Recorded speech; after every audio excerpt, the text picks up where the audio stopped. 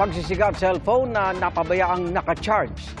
Ilan niya sa mga tinitingnang sani ng magkakaiwalay na sunog sa Samal Island, Masbate at Camarines Sur. Saksi si Kent Abrigana ng GMA Regional TV, 1 Mindanao.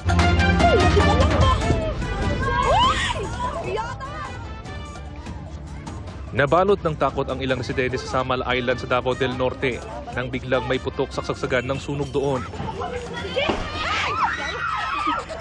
Isang residente ang umakyat pa sa bubong. 5 bahay ang nasunog. Wala po ko kabalo lang sir, kay pag uli na mo, ugnaw na yun. Kay nakita sa kumangod, nagsilaom niyo diri sa banda sa Tubangan, sa Pikas Kwarto. Si Charlie nagpasalamat naman na ligtas na nakalabas ng kanilang bahay ang anak niyang maliit pa. Yang mato pag-abot na mo dito, sigo pangita kay basig mamsa ba basig ako kabalo basig nakatulo on asa ba nga basig natanggong ba kay tungod sa kakusok sa kalayo. 2 aso ang nasawi sa sunog.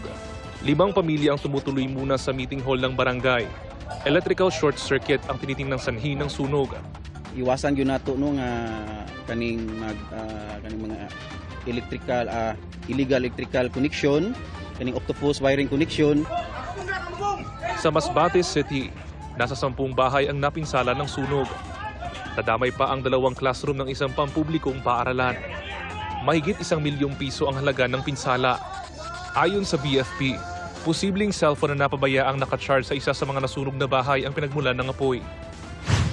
Forest fire naman ang sumiklab sa Naga City sa Camarines Sur. Napinsala ang bahagi ng protected area sa Mount Isarog.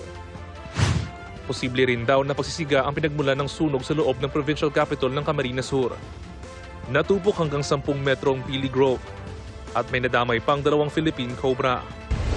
Para sa GMA Integrated News, ako si Kent Abrigana ng GMA Regional TV 1 Mindanao, ang inyong saksi. Mga kapuso, sama-sama tayong maging saksi. Mag-subscribe sa GMA Integrated News sa YouTube at para sa mga kapuso abroad, samahan niyo kami sa GMA Pinoy TV at sa www.gmanews.tv.